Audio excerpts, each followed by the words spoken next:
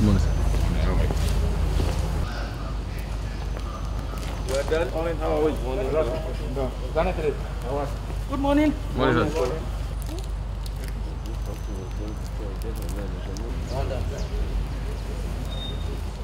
If it's not something that you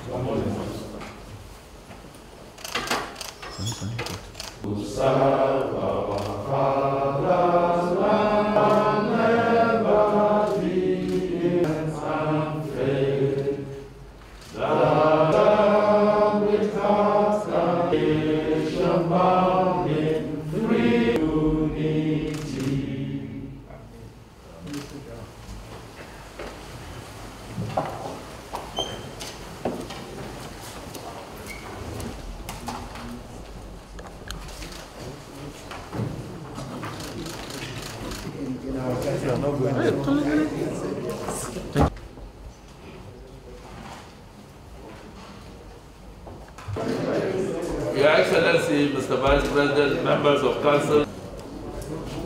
Yellow. Yes,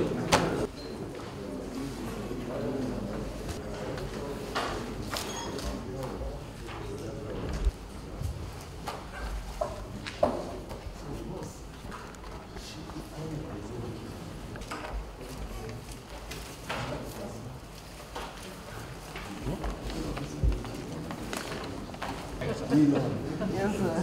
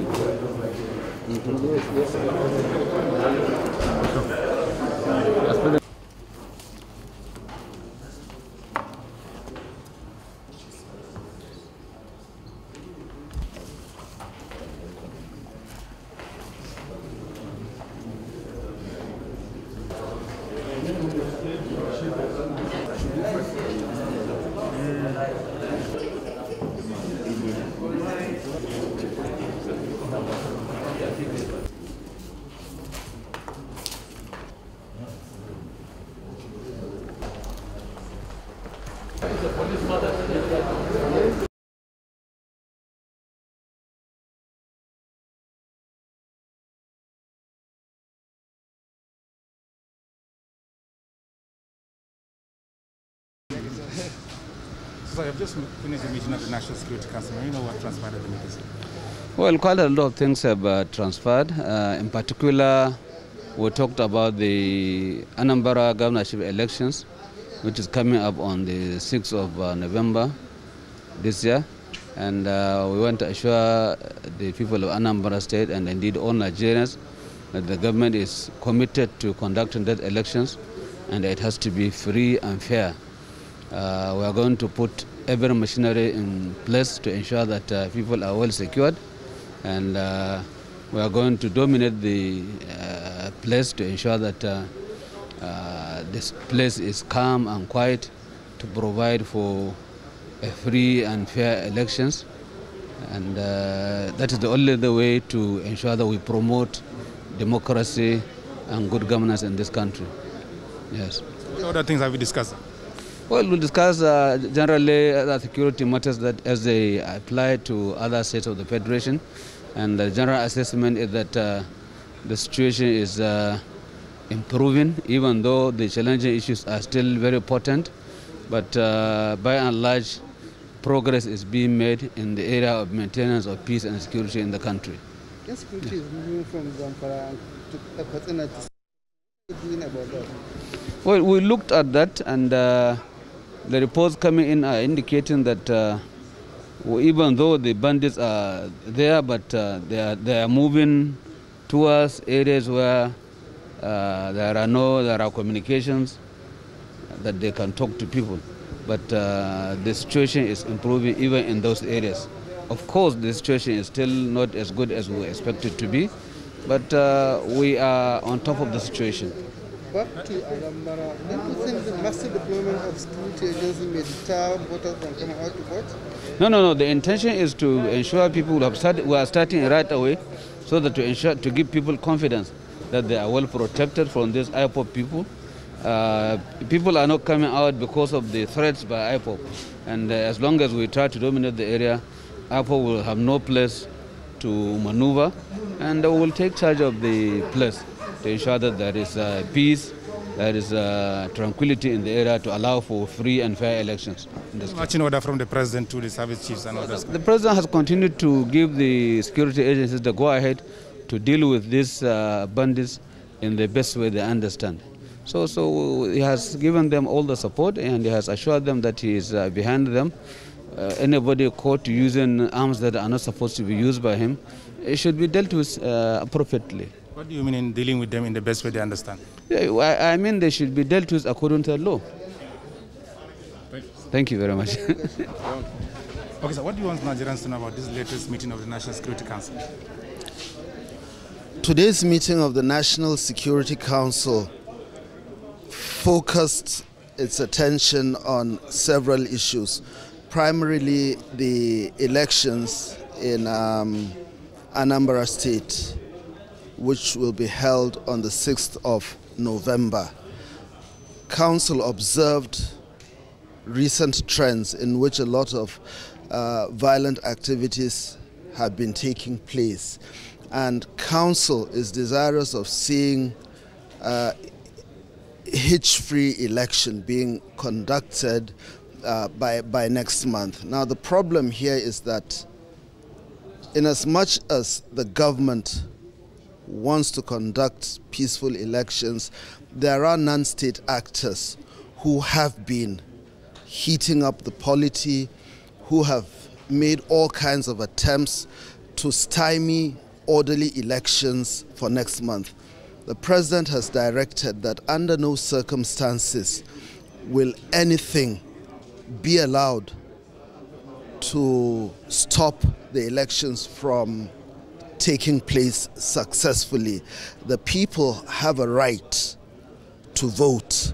They have a right to select their leader, and no group or individual will be allowed to stimulate anarchy and chaos leading to murderous activities. The president has made it very, very clear that the armed forces, security agencies, and law enforcement agencies must make sure that the elections take place.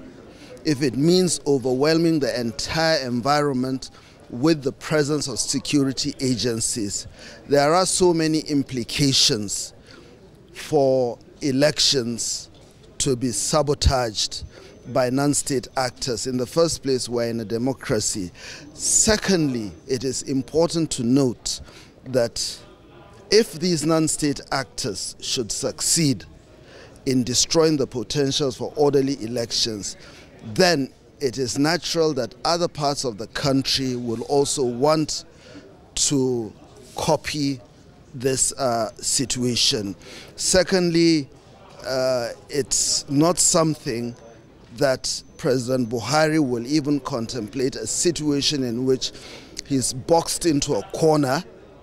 The mere thought that a group of non-state actors want to portray his government as not being able to be firm is totally out of the question. The tail cannot wag the dog. It is totally unacceptable.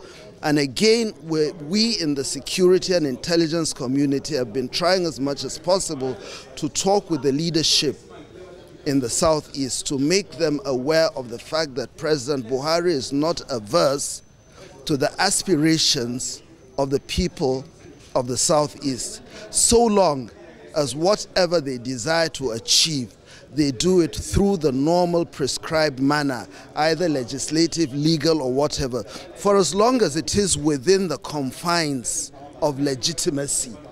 President Buhari does not have a problem with that. But any action that is outlandish, any action that typifies roguery, the usurpation of the authority of the state, is not going to be tolerated. Again, we're also mindful of the fact that Nigerians, being what they are, also need to understand that if these non-state actors should go out on a limb and extend the frontiers of violence and begin to kill people, there is a possibility that reprisal attacks can take place in other parts of the country, which is what we do not want to happen. So we're working with the community leaders, with the governors and everybody to ensure that they bring their people, restrain them on the leash. So that is one aspect that was discussed during the meeting. Other aspects basically have to do with the current state of security in the country and the sub-region. Of course, the armed forces and the security agencies have done so much in the last couple of months. But let me say clearly, in the last 6 months, they've been able to record a lot of successes. Now, the issue here is that it's not very easy for the wider society to appreciate the successes being recorded by the armed forces, because there will definitely be incidents of misadventure. This is a symmetric conflict. It's not like the normal conventional war in which territories are won, you grapple with the enemy, you defeat him, and you move on. Here we have the enemy embedded in society, coming from all parts. And like I once said, someone had remarked after the Brighton bombing of 1984 that the difference between the terrorist or the criminal and the state is that it only takes one act for the terrorists to succeed and gain a lot of publicity. But for the armed forces, for the government and its agencies, you have to succeed on every occasion. Otherwise, after 12 successes, if you fail or you have a problem on the 13th occasion, nobody wants to know. So this is the situation with which we are faced. But nevertheless, I'll just highlight that the Chief of Defense Staff, service chiefs, and the intelligence heads briefed council. And I can tell you that for the land forces, they've recorded a lot of successes in the last 2 months. We've had a steady increase in the number of returnees, both combatants and non-combatants, from the theater of operation, both from the Islamic State West Africa province and the Boko Haram enclaves. Now what has happened is we're now having to contend with 15,852 returnees. This in its own case is accompanied by problems, humanitarian problems, problems of logistics, problems of profiling each and everyone, because we are not just interested in profiling the ex-combatants. We are also interested in profiling those people who are assumed to be non-combatants, who may have reached out and assisted the terrorists in one way or the other. Now, the fact again is that the armed forces, the land forces, have done an excellent job, because in the span of 1 month, we've been able to take out the leadership of the Islamic State West Africa province, that is Abu Musab al-Barnawi. 2 days ago, the man who succeeded him, one Malam Bako, who is also one of the prominent leaders of the Shura Council of the Islamic State West Africa province, was also taken out, which means basically Shekau is out, Abu al-Barnawi is out, now Malam Bako is out. They are also contending with leadership, and you know, these things are also accompanied by a lot of inherent issues of trust, conflict, mutual suspicion, and other things. So the operations being conducted by the armed forces in the northern part of the country, that is operations Thunder Strike, Operation Hadarin Daji, Operation Gama Aiki, Operation Dukan Guduma, all these, if you aggregate these operations, they've put a lot of pressure on the leadership of the Islamic State West Africa province, Boko Haram, and also the tangential group known as Islamic State in the Greater Sahara. Now the successes of the land forces have also been reinforced by the activities of the Air Force. The Air Force has carried out a lot of interdiction missions, and so far the number of missions they've carried out have yielded a lot of successes, especially in supporting other operations like the operations in the North Central, Operation Safe Haven in the Plateau, then Operation World Stroke in Benue, Taraba and Nasarawa states, while at the same time they've also supported operations in the Southeast, Operation Golden Dawn, and in the South-South, Operation Delta Safe. And for the Nigerian Navy, it has not experienced the type of success it has experienced in the last 6 months. I can tell you on authority that the Nigerian Navy, under the leadership of the Chief of the Naval Staff, has recorded so much success in the maritime domain. What it has done in the last 6 months is to deploy its maritime domain awareness capabilities or assets to deal with the situation in the maritime domain, that is using the Falcon Eye and using the regional maritime awareness capability. What this has resulted in is that in the last quarter, the third quarter of this year, there has not been a single incident of piracy or sea robbery in our entire maritime domain. This has been acknowledged not just by our own governmental services, but by the International Maritime Bureau. On the 14th of July, they sent out a dispatch in which the dispatch stated that in the last 27 years, the entire international community, the maritime community, has not experienced the type of success that has been recorded by the Nigerian Navy. And this was also endorsed by the Defense Web on the 16th of October in another dispatch. So you can see, and again, to buttress my point, the Nigerian Navy has also been able to re-establish the presence of the military in the Lake Chad area, which has been abandoned for a long time. Not only have they re-established the presence of our military elements, but they've also reactivated the Fisheries, College of Fisheries in Baga.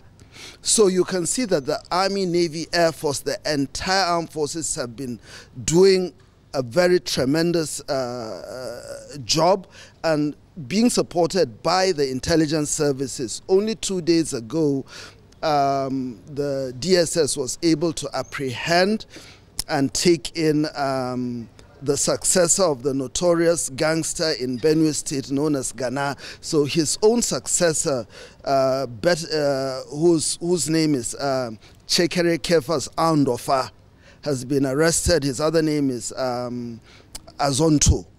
And as soon as he was apprehended by the DSS, his own successor was arrested also about 16 hours ago. So you can see that despite all the challenges we're having, the armed forces and the intelligence agencies have been able to find a way to work in synergy, to link together, work harmoniously to ensure that we have greater success in the theater of operation. Of course, President Buhari, in as much as he's satisfied with the actions of our defense and security forces, has also urged them not to relent.